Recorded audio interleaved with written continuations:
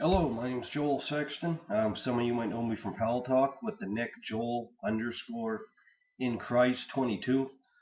In this video, I want to respond to a objection I've recently heard, an objection to the preterist interpretation of the book of Revelation. The objection is pretty much saying that, the book of Revelation cannot be dealing with the judgment of Jerusalem in AD 70. Because there's so many details in the book of Revelation. You see all the judgment passages from Revelation 6, the seals, the trumps, the vial and bowl judgments. There's too many details for this to be one judgment, the destruction of Jerusalem, the harlot in AD 70. So I just want to make a couple of quick points when it comes to this argument, and I think it doesn't really have any merit.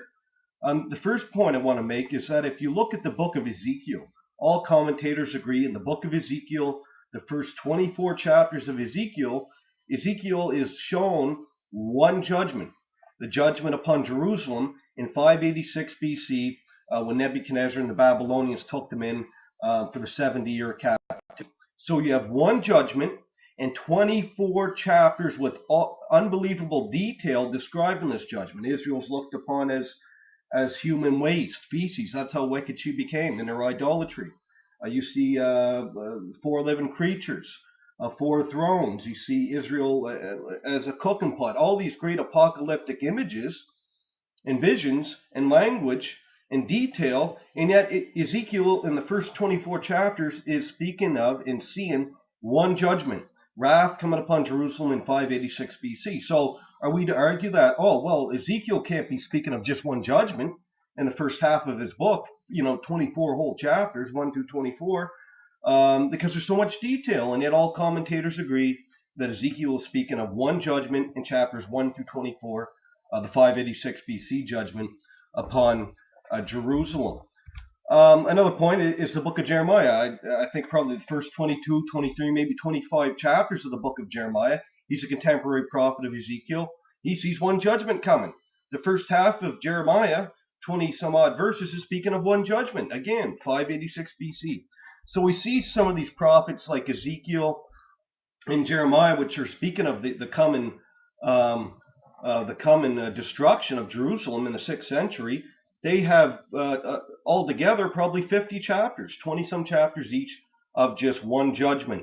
And so that argument falls apart. We see Revelation has 22 chapters, and who's to say that's not just one judgment?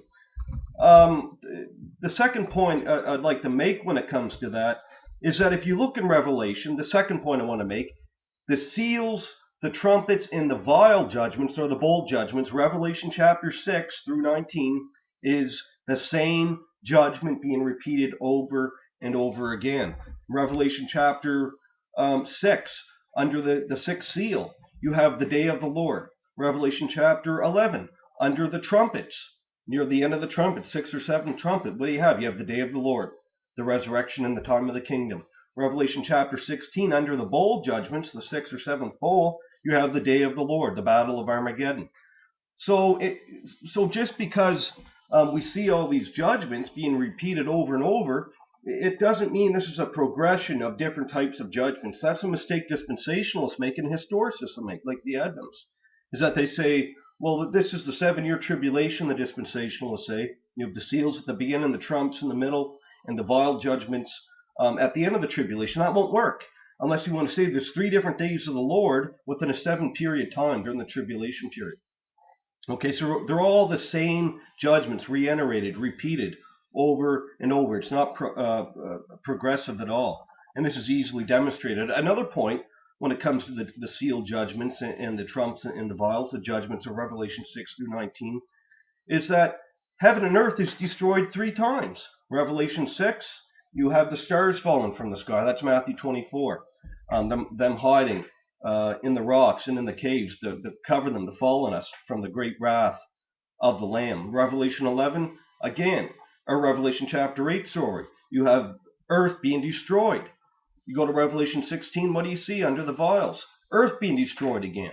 So obviously, you don't have 3 different days of the Lord and 3 different times earth being destroyed. The third point when it comes to the repeats of the judgments of Revelation is you have 2 great earthquakes under the trumpets In Revelation chapter 11, you have a great earthquake. The city is divided. Jerusalem, which all agree, Revelation 11, that great city there is Jerusalem. The city is divided into three. Revelation chapter 16, what do you have? You have Jerusalem, or the great city, being judged again. So we can see easily 3 points why the book of Revelation, the seal judgments, the trumpets, and the vials from Revelation 6 right through 19, the bulk of Revelation is dealing with the same judgment being repeated over and over again. 3 different days of the Lord, Revelation 6, Revelation 11, Revelation 16.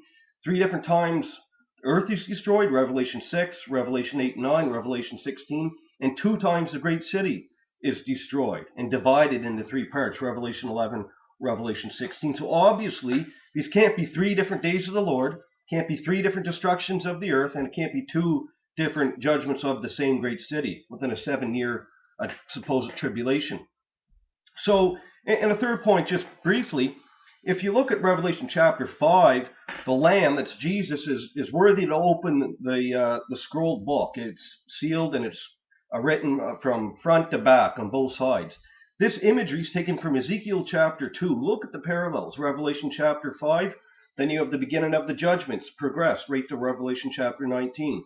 You look at Ezekiel chapter 2, 9 and following.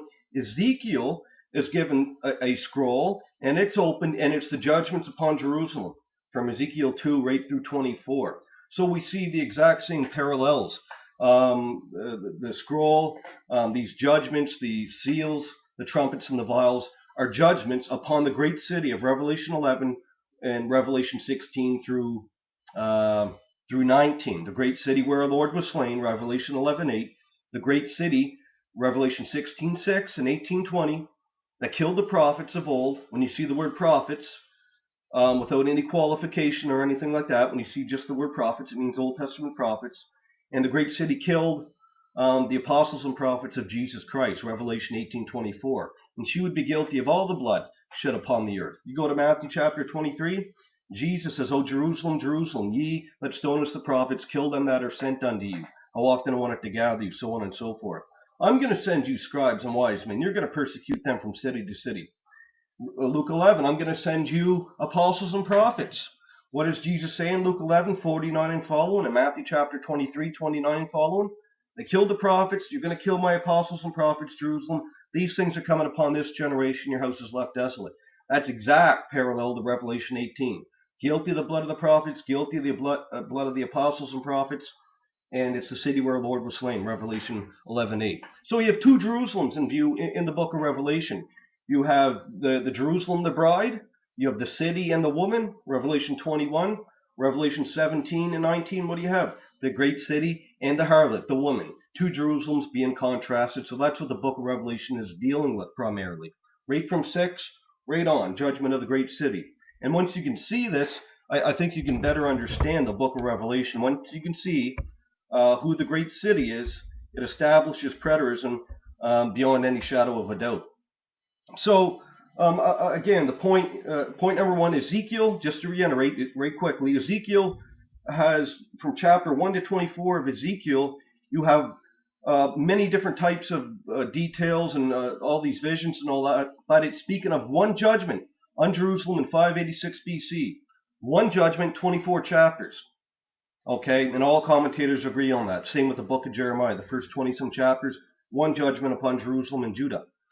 In the second point, in the book of Revelation, the seals and the trumpets, and the vials, which make up the bulk of Revelation from chapter 6 through 19, they're repeats of the same judgment.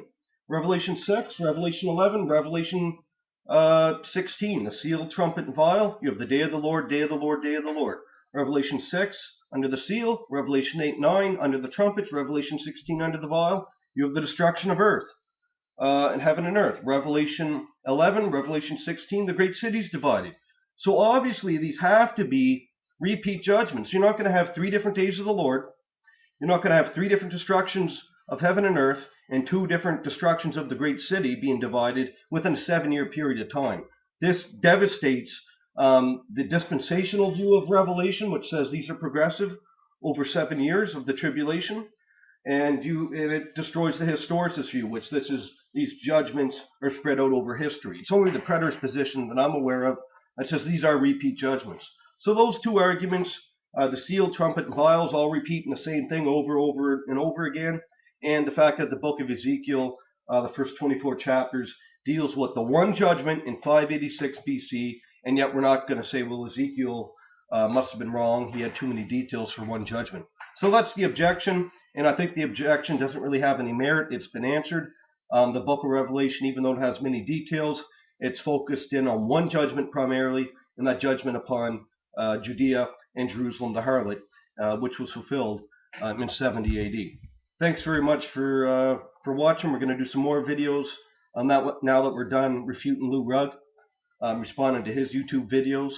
We're going to do some videos affirming preterism, and we're going to refute dispensationalism. The next video we're going to touch on 1 Corinthians chapter 15 and really demonstrate that they put this as a rapture passage because they have to, because of their system, and it actually destroys everything they believe. 1 Corinthians 15, in my opinion, is probably one of the big Achilles heels of dispensationalism, and we're going to demonstrate that in a very next video. Thanks for watching.